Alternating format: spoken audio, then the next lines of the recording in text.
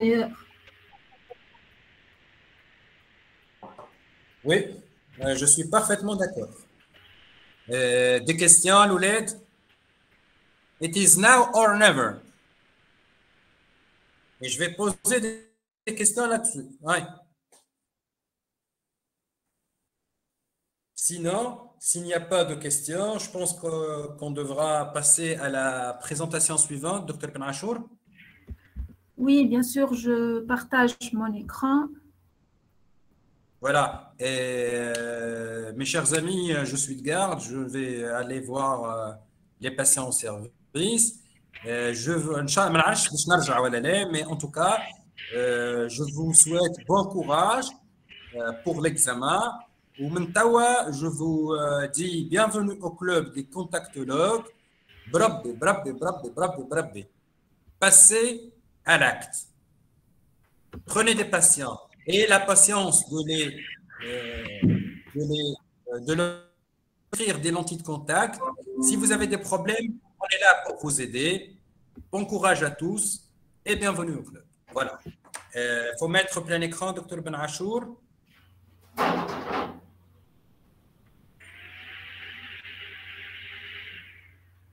Ça va?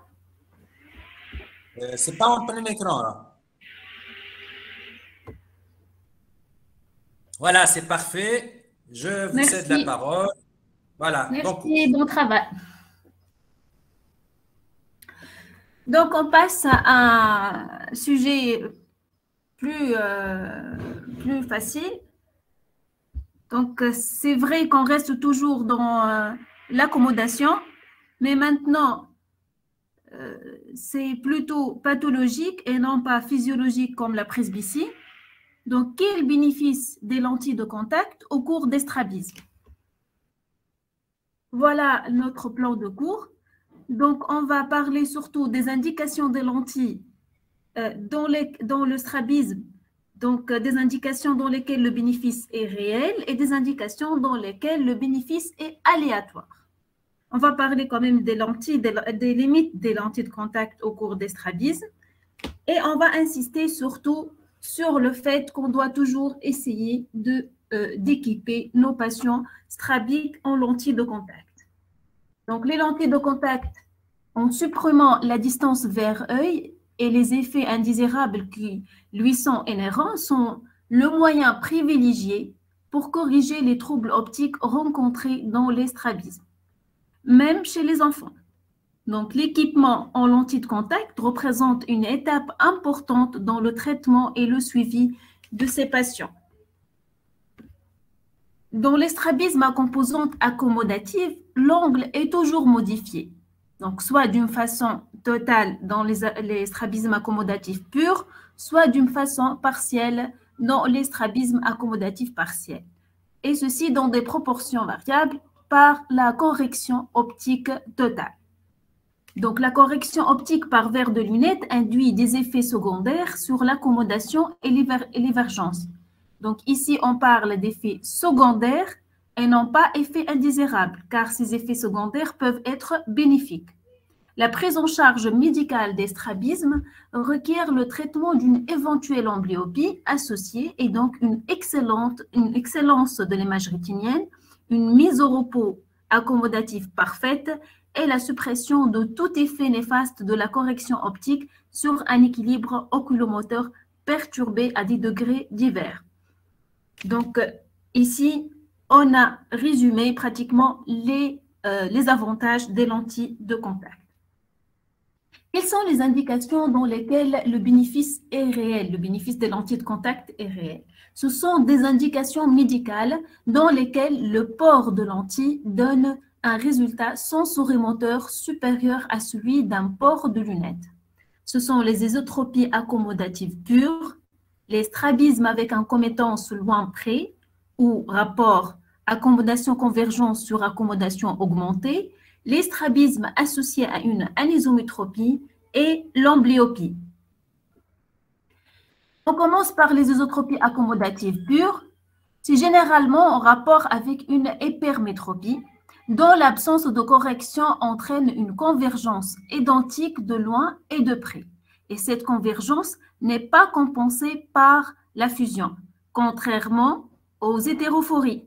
Donc, si la convergence n'est pas compensée par la fusion, on est dans une hétérotropie. Pour les isotropies accommodatives pures, l'adaptation de ces cas est actuellement bien codifiée. Évaluation de l'hypermétropie totale sous cycloplégie et choix de la puissance de la lentille à partir de cette valeur. Donc, en cas de résultat décevant sur la déviation, on va contrôler la puissance de la lentille sous cycloplégie en s'aidant du test rouge-vert. C'est-à-dire, on fait la cycloplégie, on choisit notre lentille, on commence l'essai, on évalue la déviation. Si le patient est orthophorique, on est bien. Si le patient n'est pas orthophorique, on cède au test rouge-vert et on commence à faire, à ajouter la puissance convexe de la correction additionnelle et augmenter par pas de 0,25. Donc, on ajoute à chaque fois plus 0,25 jusqu'à obtenir une meilleure vision dans l'eau rouge. Meilleure vision dans l'eau rouge, c'est-à-dire notre patient n'est plus hypermétrope. Donc, on revient à la valeur dans le vert ou dans le diachrome est égal et on choisit cette valeur. Donc, ici, les essais par les lentilles de contact se font avec une valeur exacte. Pas comme les adaptations pour les géométries, on peut faire après l'addition ou la surcorrection. Ici, on doit faire l'essai par la valeur exacte, puis on réexamine nos muscles.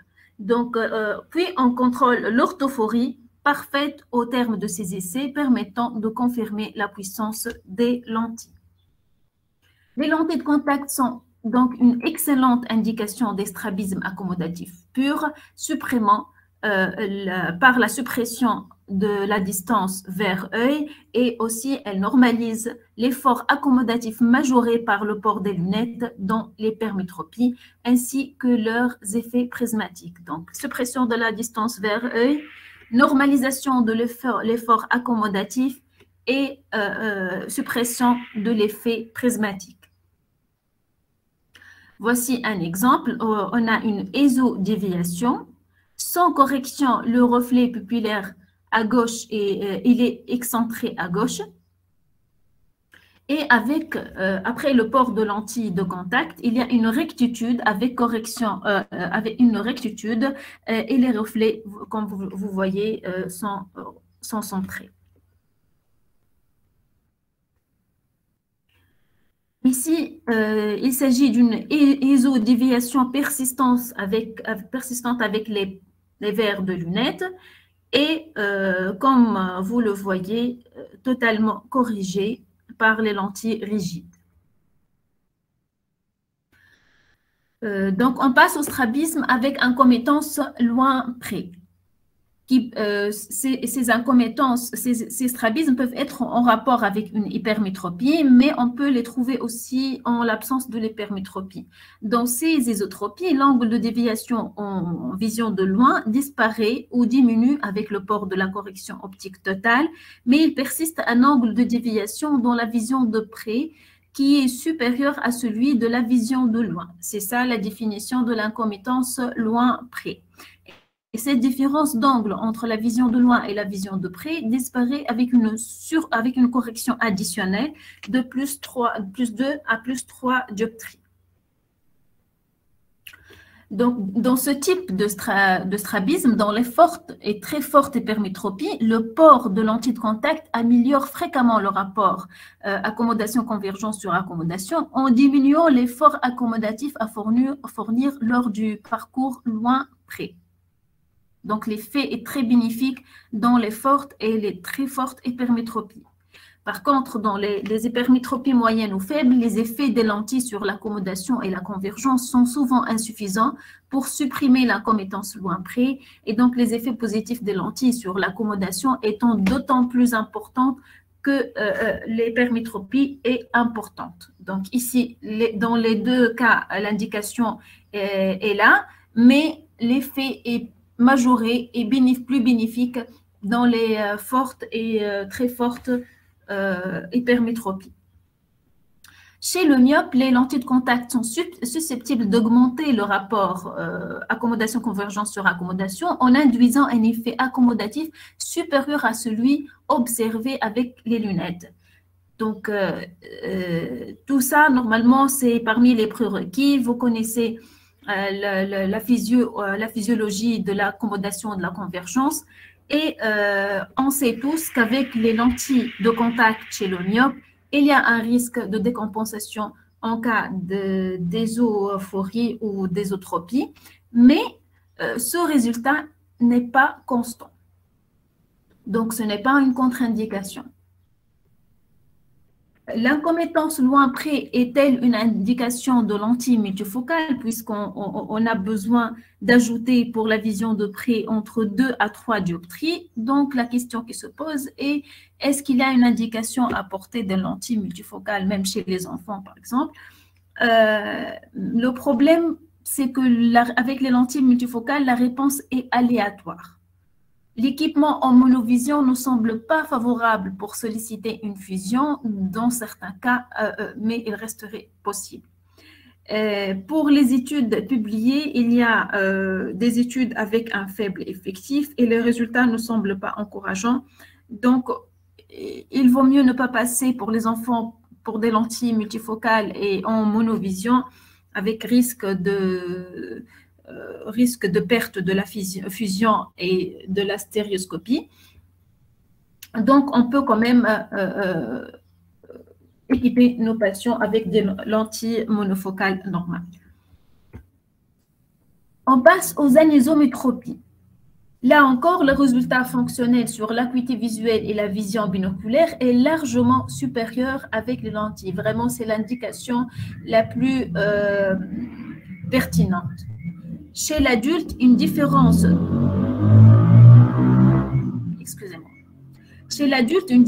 de réfraction entre les deux yeux supérieure à 3 dioptries peut être mal tolérée avec des lunettes en raison de l'anésioconie.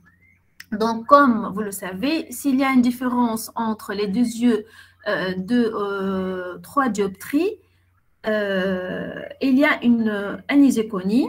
Et donc, ici, c'est l'indication à porter des lentilles pour supprimer cette anésioconie. La différence de taille des images maculo-corticales peut créer une sensation de malaise, de vertige, voire de diplopie. Et donc, le port de lunettes est inconfortable.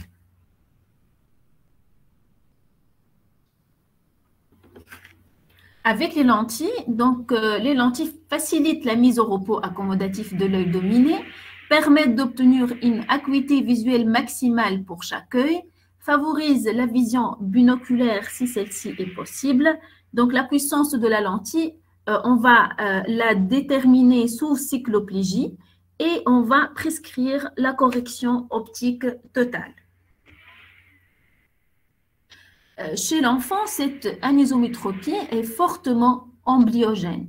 Elle peut à elle seule être facteur de strabisme. Donc ici, même en dehors de strabisme associé à anisométropie, même avec, en cas d'anisométropie avant l'avènement la survenue du strabisme, on peut prévenir la survenue de l'amblyopie et du strabisme en équipant l'enfant par des lentilles de contact. Une adaptation de lentilles après échec des moyens classiques de traitement de l'amblyopie est alors indiquée. Donc, si on a tout essayé, on a fait la rééducation, on a fait la correction optique totale, on a fait les occlusions, la pénalisation, et on est devant une amblyopie, que ce soit profonde ou légère. Donc, on est amené à proposer des lentilles de contact, et ceci afin de prévenir une amblyopie définitive. Et même si l'enfant jeune tolère une anisométropie importante corrigée par les lunettes, en raison de sa plasticité cérébrale. Généralement, les enfants, surtout les myopes forts, lorsqu'on prescrit des lunettes, même avec des différences entre les deux yeux de 4 ou 5 ou 6 dioptries, ils peuvent la tolérer en raison de leur plasticité cérébrale.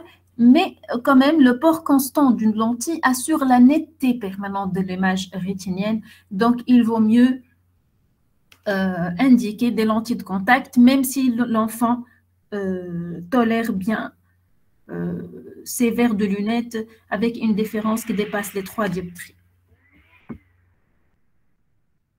En cas d'amblyopie relative persistante, les lentilles doivent faire systématiquement l'objet d'un essai afin de tenter d'optimiser l'acuité visuelle. Donc, comme je viens de l'expliquer, pourquoi priver notre enfant d'une solution qui peut être réussie lorsqu'on est vraiment, on n'a plus le choix, on n'a plus d'autres solutions. Donc, la pose d'une lentille à visée diagnostique est impérative pour tenter d'optimiser la vision. La qualité de l'image rétinienne peut être propice à l'acquisition de la fusion. Donc, comme on vient de le dire, la qualité de l'image rétinienne est très importante pour le développement de la fonction visuelle et pour la prévention de l'amblyopie.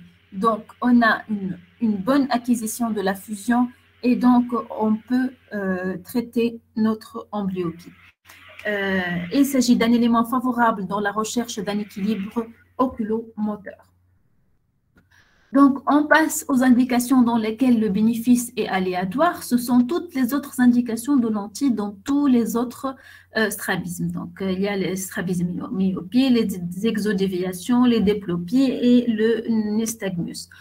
On commence par la myopie et isodéviation. Classiquement, le passage des lunettes aux lentilles chez un sujet myope en isodéviation devrait augmenter son effort accommodatif dans la vision raccrochée et aggraver la déviation. Donc, mais le plus souvent, les déviations restent constantes et parfois diminuent avec les lentilles en raison de la qualité optique de la correction. Donc, théoriquement, il y a une aggravation de l'ésodéviation, mais sur le plan pratique, l'amélioration de la qualité optique de la correction permet, d'un côté, de laisser les déviations constantes et même l'améliorer, et d'un autre côté, pour le patient, c'est beaucoup plus confortable pour le patient, et généralement, les patients optent pour la qualité optique, pour l'étendue du champ visuel, plutôt que de parler, plutôt que de se plaindre plutôt de l'ésodéviation. Donc, un tel patient, s'il est demandeur vraiment de lentilles de contact, ne doit jamais être recusé avant que l'on ait procédé à des essais de lentilles à la puissance réelle de la métropie. C'est lui qui jugera en dehors de toute mesure prismatique de la déviation s'il trouve un confort avec cet équipement. Donc, c'est clair qu'on doit toujours proposer. Il ne faut pas rester sur le plan théorique, non, ça va aggraver le strabisme, l'ésotropie chez les myopes. Donc, il faut toujours poser l'indication, même si l'indication ici n'est pas, les résultats sont aléatoires. En cas d'échec, le retour à un port de lunettes rétablira l'équilibre antérieur en maintenant artificiellement une sous-convergence et une sous-accommodation. Donc, c'est vrai que l'effet prismatique des lunettes donne d'une façon artificielle une sous-convergence et une sous-accommodation. Donc, ça peut corriger l'ésotropie, mais il ne faut pas oublier qu'il s'agit d'un équilibre artificiel. Donc, lorsqu'on équipe le patient en lentilles, on va rétablir tout ce qui est physiologique, tout ce qui est normal chez ce patient, qui est une accommodation exagérée du fait de la myopie. Donc, ce n'est pas définitif. Alors, pour les exodéviations, les lentilles de contact sont susceptibles d'améliorer l'exodéviation en sollicitant l'accommodation et la convergence. Donc, c'est toujours l'inverse. Les patients peuvent décrire une difficulté apparaissant dans la vision de près. Celle-ci disparaît d'autant plus rapidement que le sujet est jeune et que sa réserve accommodative est importante.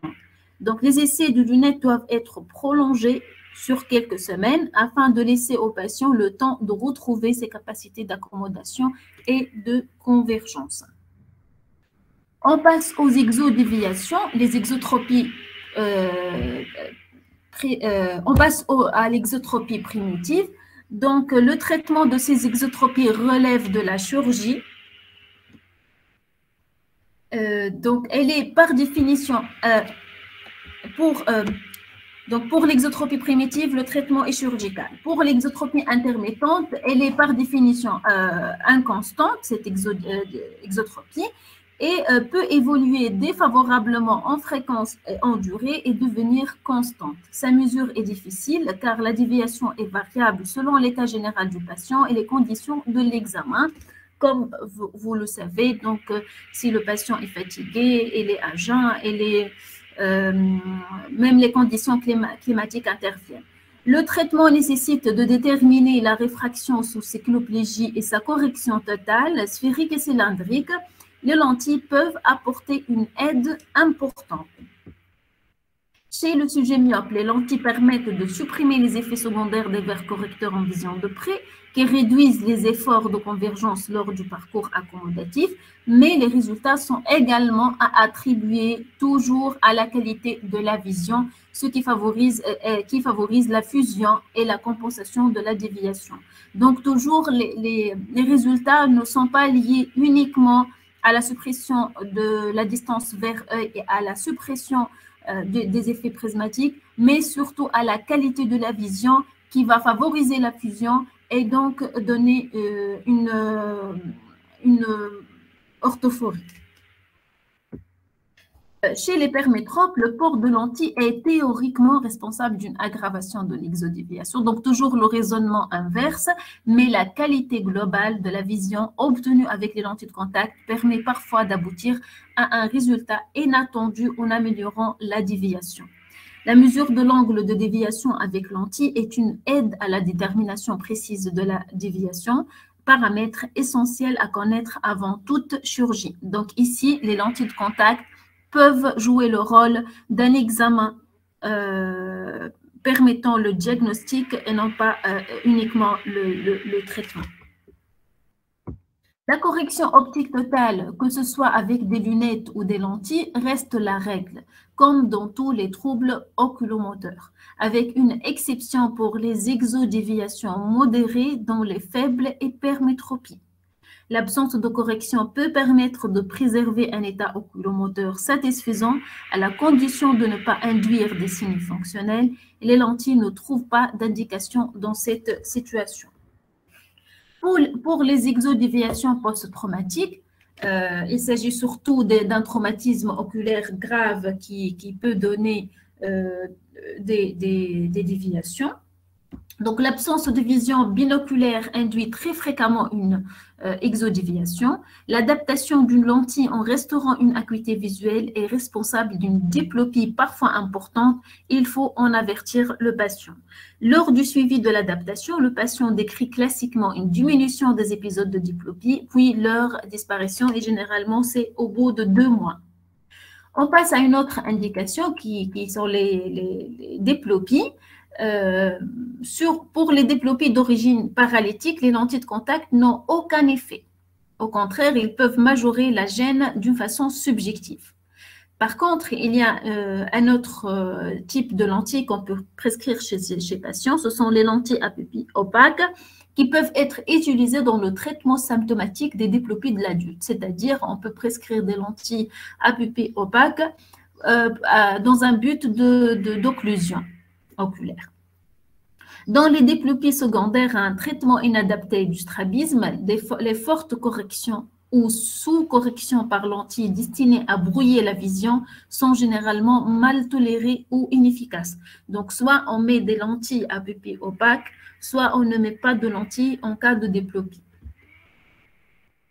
Pour le nystagmus, l'association d'un nystagmus ne rajoute ni difficulté particulière ni contre-indication à l'adaptation. Donc, on se comporte avec les patients nystagmiques comme tout autre patient pour les indications et les contre-indications des lentilles de contact. La correction optique est toujours parfaitement centrée dans toutes les directions du regard. Donc, imaginez le patient qui a un nystagmus avec un strabisme, avec une amétropie, surtout lorsqu'elle est forte. Donc, imaginez les effets prismatiques et lorsque le patient est nystagmique, la vision n'est pas centrée sur l'axe. Donc, parfois, à chaque mouvement, il va voir sa vision devenir floue. Par contre, avec les lentilles, la correction est toujours centrée. Donc, c'est ça le bénéfice des lentilles lorsqu'il s'agit d'un patient nystagmique. Les effets prismatiques des verres de lunettes sont supprimés. Les lentilles permettent d'utiliser une éventuelle position de blocage. Donc, même la rapidité et la vitesse du nystagmus va baisser, tout en préservant une image rétinienne optimale. Ceux-ci sont des résultats subjectifs. Les résultats objectifs semblent plus aléatoires. Et dans tous ces cas, des indications relatives qu'on vient de citer, en cas de résultats modérés ou absents sur l'oculomotricité, il ne faut pas omettre le bénéfice esthétique, fonctionnel ou personnel que peut trouver le patient. Donc, c'est au patient de juger de porter ou non des lentilles de contact. Comme vous voyez ici, l'avantage esthétique des lentilles, donc on a des verres correcteurs mal tolérés sur le plan esthétique avec une ésodéviation persistante et en bas, on a un bénéfice esthétique attendu avec ici un bénéfice aussi oculomoteur.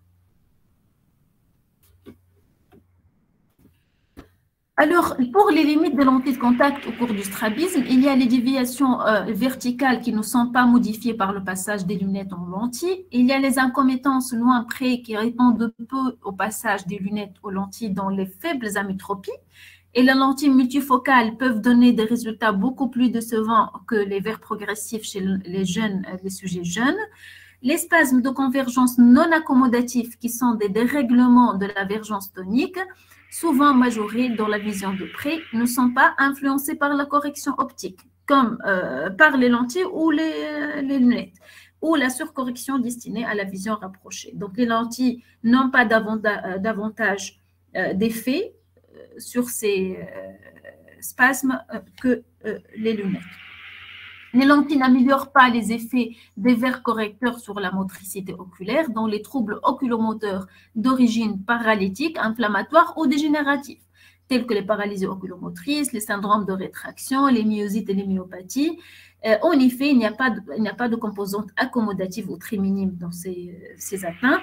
L'équipement aux lentilles obéit aux mêmes règles que celles d'une population non strabique et elles ne sont pas contre-indiquées. Donc, c'est vrai qu'il n'y a pas d'intérêt, mais les lentilles de contact ne sont pas contre-indiquées chez ces patients.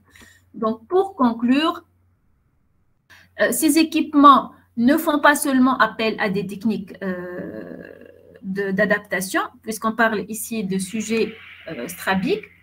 Elles nécessitent également une connaissance approfondie de prise en charge des strabismes.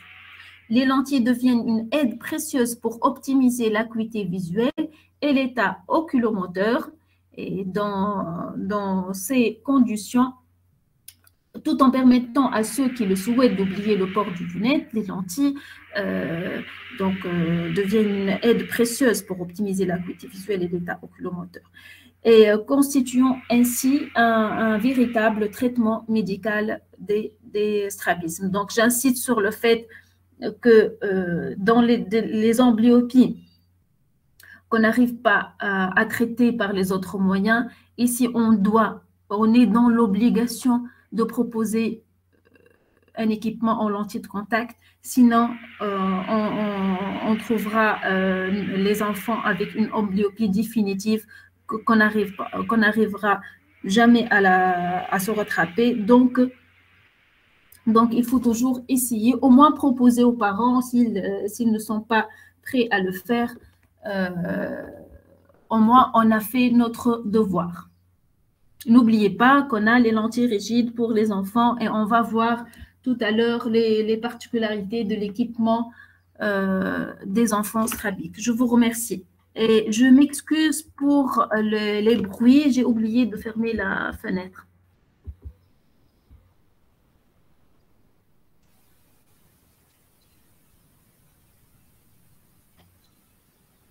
Donc, comme vous remarquez, les présentations, pratiquement la majorité des présentations du CEC sont rédigées d'une façon, il s'agit pratiquement, ce sont des supports de cours. Donc, même la narration existe sur les diapos pour faciliter la révision. Donc, même s'il y a une surcharge dans le programme, vous trouverez des diapos bien expliqués avec même les remarques, les notes, tout est écrit sur les diapos. En cas de problème, n'hésitez pas à poser des questions ou je vous invite même à poser des questions par mail pour les enseignants et de préférence en envoyant à toute la liste d'étudiants pour discuter ensemble. Mais si vous n'avez pas de questions par rapport à cette présentation, on passe à la présentation de Dr Lajmi. Bonjour Dr Benhachour, bonjour tout le monde. Bonjour. Donc, on va voir la lentille de contact et pathologie de la surface oculaire. Et pour cette édition, on a très bien introduit la surface oculaire. Donc, pour faciliter la tâche à Dr Lajmi, qui parlera de... pas les complications maintenant, on va parler des modifications, surtout la pathologie. On ne parlera pas ici des complications de la surface oculaire dues au port de lentille contact, mais en cas de pathologie de la surface oculaire préalable au port de lentille de contact. C'est ça, Dr Laj? Oui, c'est ça. Est-ce que vous voyez mes diapos? Oui. D'accord.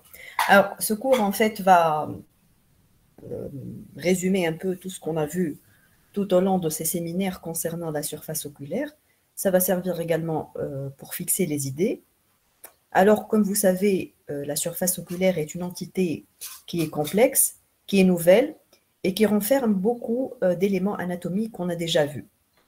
Il faut savoir que la mise en place d'une lentille de contact est responsable d'un changement physiologique qui va être induit sur la surface oculaire d'emblée lorsqu'on va la mettre en place, d'accord, en dehors de toute complication ou effet indésirable, mais ces modifications vont faciliter quand même et induire parfois les complications que vous avez déjà vues. Alors avant, le biomatériau des lentilles était responsable de certaines complications. Les premières lentilles en hydrogène étaient en fait assez peu perméables en oxygène et ça a été responsable de l'apparition d'œdèmes microkystiques et de néovaisseaux. Actuellement, il y a de nouveaux matériaux, donc les complications diminuent, mais il y a des modifications qu'il faut noter. Donc, on a déjà vu l'amincissement de l'épithélium cornéen, les microtraumatismes et le ralentissement du renouvellement de l'épithélium qui est responsable de l'apparition de complications infectieuses. Donc, si on va vous poser la question quelles sont les modifications de l'épithélium cornéen qui sont responsables ou qui peuvent induire des complications infectieuses, eh bien, la réponse, c'est ces trois modifications. En plus, il y a une diminution des microplis et des microvillosités des cellules épithéliales, donc ça va participer à l'instabilité du film lacrymal qui va être fragilisé, comme on va voir tout à l'heure.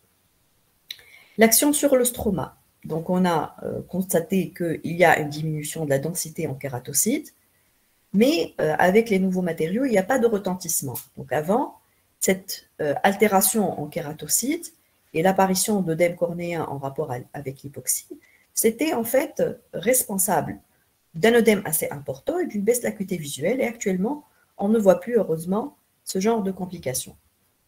Également, l'action sur l'endothélium. Donc, les premiers matériaux étaient responsables d'une altération endothéliale. Donc, altération de la pente, qui dit altération de la pente, dit œdème cornéen. Actuellement, on voit qu'il y a certaines modifications histologiques qui vont apparaître, comme ces bulles, comme vous voyez, endothéliales, mais ça n'a pas de traduction pathologique ou de traduction clinique.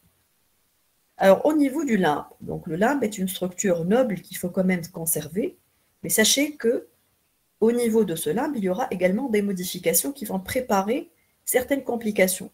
Donc, on a un environnement inflammatoire qui commence à se former au niveau de ce limbe. Vous avez les cellules de Langerhans. Normalement, les cellules de Langerhans n'ont pas lieu d'être au niveau du limbe. Vous allez avoir une augmentation importante et ce sont des cellules présentatrices d'antigènes. Il y a une augmentation de la taille des cellules basales. Donc, les cellules basales, qui sont responsables de la régénération, vont en effet, donc, on va noter une modification de leur aspect et ça va préparer en fait la modification de leur fonction. Et également l'apparition d'une concentration plus importante leucocytaire, donc qui prépare également l'environnement inflammatoire au niveau du limbe. Donc tout ça, c'est en dehors de complications. D'accord? On est toujours dans le domaine, si vous voulez, de la physiologie. Mais retenez une chose, c'est que tous ces effets-là, ils sont très peu notés avec les lentilles rigides. Donc, toutes ces anomalies-là sont essentiellement rencontrées avec les lentilles souples. La conjonctive. Au niveau de la conjonctive, c'est également la même chose. Donc, augmentation de l'environnement inflammatoire. Et si vous avez de l'inflammation, il y aura une diminution des cellules nobles, à savoir les mucocytes. Les mucocytes, je vous rappelle, c'est les productrices de mucus. Donc, c'est la partie la plus basale du film lacrymal qui est responsable de sa stabilité. Et donc, ces cellules-là vont souffrir et vont subir une métaplasie pavimenteuse. Et donc, ça expliquerait en effet les problèmes de surface, si vous voulez, les problèmes du film lacrymal, de stabilité de film lacrymal. Alors, on revient à ce film lacrymal, donc, en plus de tout ce qu'on a vu, donc essentiellement l'environnement inflammatoire, les problèmes mécaniques, sauf les problèmes toxiques qui sont induits par les produits d'entretien. Donc, on a un autre effet, c'est que ce film lacrymal va être fragilisé, d'accord, par le fait qu'il sera scindé en deux parties, donc une partie pré-lentille, qui est la couche lipidique et une partie de la couche aqueuse, et la partie post-lentille. En plus de l'inflammation, en plus de la toxicité, ça va créer une instabilité lacrymale et augmenter l'évaporation lacrymale, donc induire un syndrome sec d'emblée. Donc, tous ces mécanismes-là vont soit induire un syndrome sec qui est peu important, soit si vous avez un patient qui a déjà un syndrome sec même minime, donc qui est asymptomatique, il va probablement présenter des signes fonctionnels après la mise en place des lentilles de contact. Et ces signes fonctionnels, justement, peuvent l'amener un jour ou l'autre à abandonner le port. Barrière anti-infectieuse. Donc, après tout ce qu'on a vu sur l'épithélium de la cornée, sur la conjonctive, sur le limbe, sur le film lacrymal, vous allez deviner que cette barrière anti-infectieuse, elle est également fragilisée. Au moins par deux phénomènes, le problème de renouvellement et les micro-traumatismes qui favorisent l'adhérence de certains germes qui sont assez virulents, à savoir le pseudomonas. En plus, si vous avez une mauvaise hygiène et un mauvais entretien, avec une incompatibilité des solutions multifonctions, le tour est joué et le patient va présenter ces complications infectieuses. Alors, les différents effets que ça peut produire, il y a des effets indésirables qui sont évitables. Donc, ce sont essentiellement des anomalies qui peuvent engendrer des inconforts, mais sans que ça n'engage le pronostic visuel. Donc, ça n'a pas en fait de gravité particulière. Donc, c'est tout ce qui est, si vous voulez, staining. C'est toutes les formes de KPS que vous avez, donc que vous connaissez déjà, à savoir le SIX qu'on a vu avec les produits d'entretien, le smile staining, ou ce petit cercle, donc vous voyez en KPS, ça fait un petit cercle inférieur, un demi-cercle, qui est en rapport avec l'insuffisance de renouvellement de l'arme sous la lentille. On a le CELL, donc le Superior Epithelial Accurate Lesion, c'est en fait dû au clignement de la paupière supérieure qui va faire une pression sur les lentilles, donc c'est surtout les lentilles à fort module de rigidité, et ça va laisser en effet cette empreinte. Vous avez également vu le syndrome 3h-9h avec les lentilles rigides, donc dans le cours de complications. Donc tout ça peut être responsable en fait d'un inconfort. Le froth, donc le froth, c'est des petites bulles que vous voyez ici, qui sont sous la lentille, qui sont dus à un défaut d'alignement. Également, ça n'a pas de gravité particulière. Donc la lentille ventousée, vous voyez cette lentille rigide qui est bloquée, donc en inférieur. Vous voyez le test à la fluorescéine au bord de la lentille de rigide. Et si on va enlever cette lentille rigide, ben vous allez trouver cette empreinte de ventousage au niveau de la conjonctive. Et c'est responsable en effet d'un inconfort important en fin de journée et dit d'une hypoxie par le non-renouvellement du film lacrymal. Le lidoépitéliopathie, donc vous voyez cet effet, c'est en fait un signe qu'on rencontre même en dehors des porteurs de lentilles de contact avec des syndromes secs très sévères. Donc dès que vous voyez donc cet aspect au niveau de votre bord pupillaire, eh ben, vous devinez qu'il y a une sécheresse qui est assez importante qu'il faudrait en effet donc traiter. Les tight lens syndrome, donc vous l'avez déjà vu avec le cours avec Dr Bouledi, donc cette lentille qui est immobile et collée à la surface, qui écrase, comme vous voyez ici, donc les vaisseaux conjonctivaux. Donc également, c'est un problème d'adaptation, il faut pallier à ça. Et les plis de la conjonctive, donc chaque fois que vous allez voir un pli conjonctival, comme vous voyez ici, donc là, dans le stade 0, il n'y a pas de pli. Dans le stade 4, vous avez un pli conjonctival qui déborde donc, sur le limbe et qui couvre une partie donc, de votre cornée. C'est un pli conjonctival sévère et c'est un syndrome sec sévère, même en dehors du port de lentilles de contact. Donc, il faut faire très attention. Alors, les atteintes du film lacrymal qu'on a vu tout à l'heure vont finir par induire un syndrome sec oculaire, donc Chauffnet séminaire 3.